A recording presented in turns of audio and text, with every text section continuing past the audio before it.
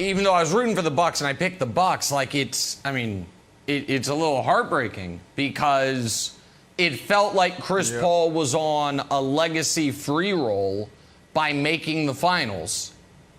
But then, I mean, and I'm not criticizing Wildes for this, but it took 6 minutes into today's show before we're like, hey, remember the meltdown against OKC? That reminds you of anything last night? Right. Like, because he has had some tough moments along with some brilliant moments, we shouldn't paper over those. This now, I think, goes to the top of the list. That game against OKC was a second-round Game 5. This is a finals Game 4 with the lead when your co-star is white hot through 3 quarters, and you had plenty of opportunities. I don't know about you guys. I sometimes I watch these games without sound, and so I didn't hear any of the commentary in the first half. I'm sure I missed some brilliance from my guy JVG and some stuff from Mark.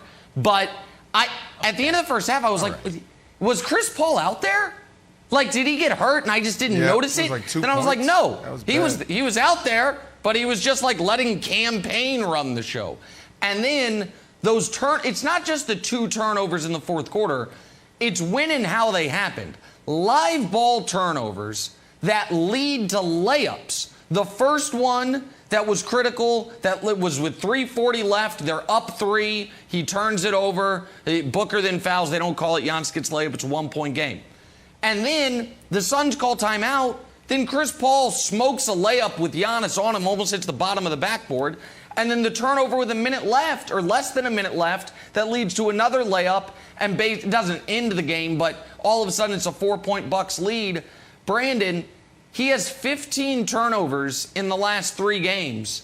He had 13 in the second and third rounds combined.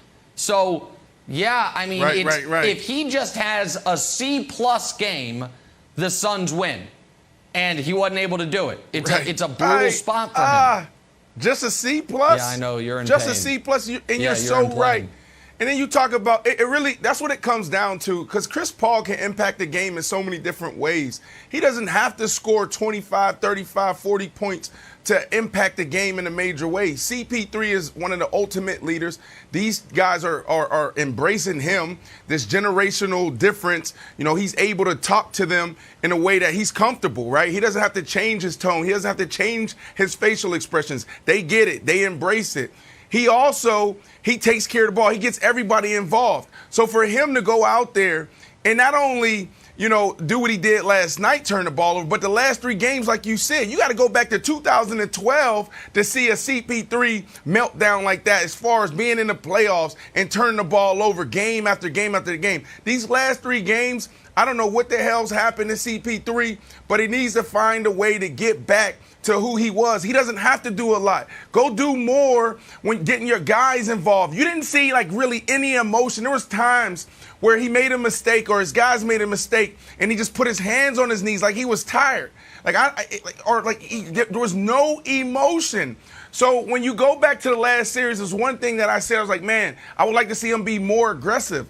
You are in this moment right now. You could go down and this could be a part of your legacy. Like, man, you remember that time in the Western Conference Finals when CP3 did this? Now you're in the finals.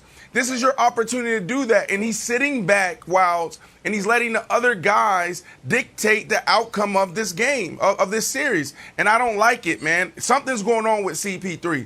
They got to find out what's going on and get to the bottom of it. Maybe they know. But what he's been doing the last 3 games, it's not nice. Okay, so I have the ultimate confidence in Chris Paul. I root for Chris Paul. I like Chris Paul personally.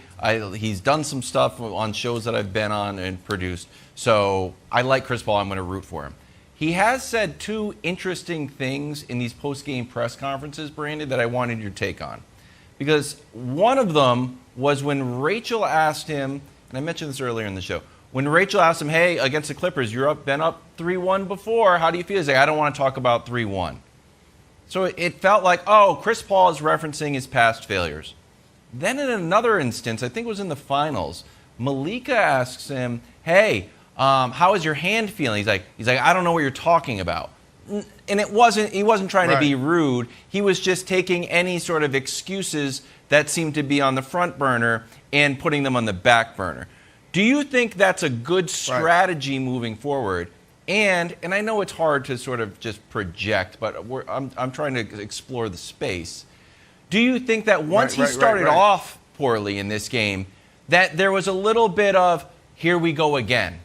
And you talk about having a short memory, and Chris Paul, being a student of the game and being just straight up brilliant, maybe doesn't have a short memory. Maybe he can't have a short memory. So do you think that baggage is perhaps weighing him down? Well, I think the first thing you said, as far as when they brought up 3-1, he could have articulated himself better. But what he was doing there is just trying to move forward. Like, I'm not going, that short-term memory that we talked about. Like, why would I even go back to any negative thought? Like, it's all about positive. It's all about moving forward. And then when you talk about their hand, that's what great players do. Now, I ain't going to name any names, but there's a few guys that actually, like Big Ben in football. I won't name any basketball games because I don't want to upset anybody on this show. But the great players. They really lean into, like, look, I'm okay. Don't talk about my injuries.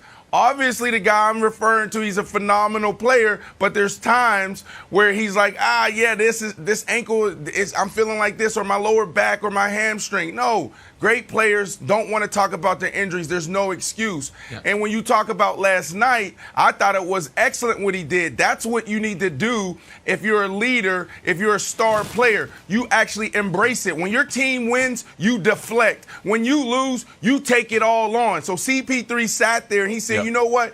Those 17 turnovers, 5 of them was on me, and which really, they're all on me because I'm the leader. I'm the point guard. I'm the point guard. So he did exactly what he needed to do. I'm expecting a bounce-back game with him back in Phoenix, Nick. So first of all, Brandon, you're not going to upset anybody on the show to say that, listen, James Harden milked those nagging nicks and cuts all year. We know it. You know it. I mean, we know who you're talking about. It's fine. He's now recovering in Paris, and he'll be better next year. You won't have to worry about it. Listen, there's a difference between an excuse and an explanation, and sometimes they do there's a gray area in between. I'm going to give you a different press conference between the two you mentioned.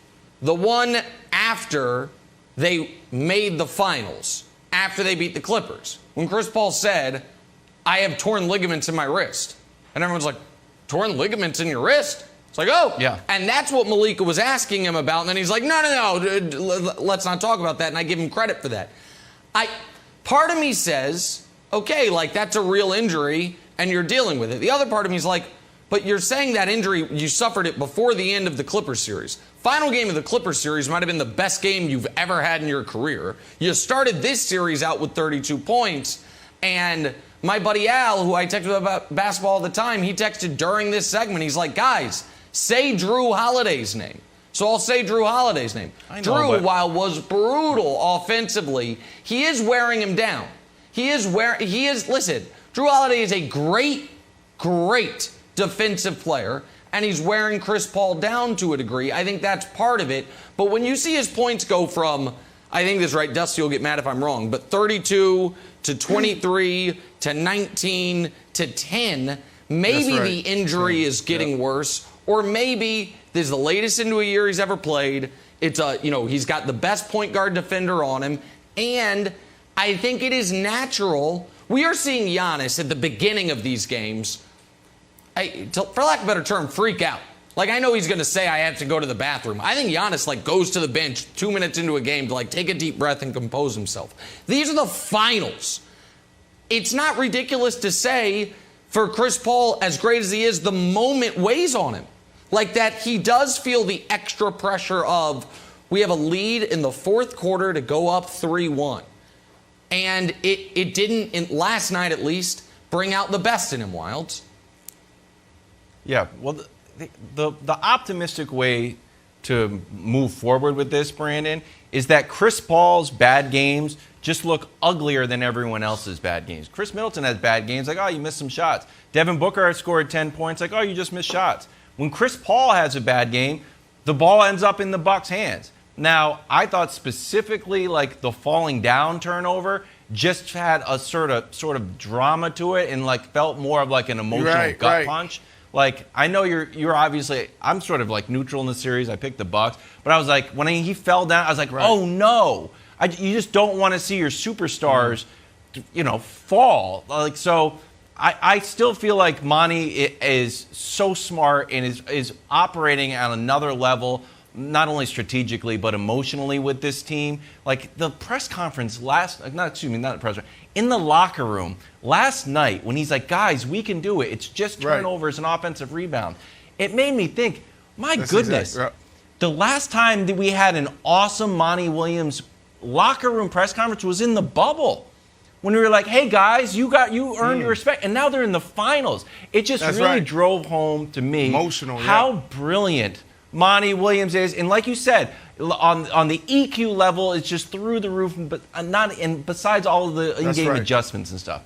So I think that Monty's leadership will again be showcased here, even to a guy like Chris Paul, who views him. We view him like, they're both up here, they're both leading the team. Monty worked with Chris Paul in New Orleans, and when they went to the finals, he's like, I'm freaking out, coach, I'm freaking out. He's like, it's okay. He's hugging him. It's a really beautiful relationship, and I think we're going to see Chris Paul bounce back in Game 5 because of it. Listen, Chris Paul is an amazing man. Chris Paul is an amazing father, seems to be an amazing husband, committed. He's an amazing businessman. He's an amazing leader, leading the NBA Players Association. Like, think about that. I say that because this is a 16th season. I love Monty Wilds, but he doesn't need Monty. He knows what the hell he's doing. This is just one of those moments where I'm going back to what Nick just said, and I brought this up in the first block. What's your buddy's name that you said you talk basketball with, Nick? He just texted you. What's your buddy's name? Yeah, Al, do you not watch the first block? Al, at 7:30, I said this is the third thing. The adjustment Bud made, he put Drew Holiday on CP3. That was a big adjustment. Remember, you need to tell your buddy Al. That's a big deal because he harassed him. I think he was waking up late. Yeah, he's definitely not watching the first block. But Wilds, here's the deal. When you see CP3 struggling like that, or any great player, sometimes schemes or players can get in your head like that. So that's something to watch, right? Okay. I remember playing against the New England Patriots. Anytime I played against the New England Patriots, I wasn't fatigued physically. I was fatigued mentally because they threw 3, 4, 5 different looks at me. Playing against Darrelle Revis, playing against Al Harris, practicing against Champ Bailey. It's a chess match out there. So when you saw that was a big deal. And Al, you need to get my number and text me, because if you're seeing the game that way, I need you to give me some of those notes, man. Thanks for watching. Subscribe here to get the latest from the show. Also, be sure to check out more of the best clips from First Things First, or go watch a few segments from our other shows on FS1.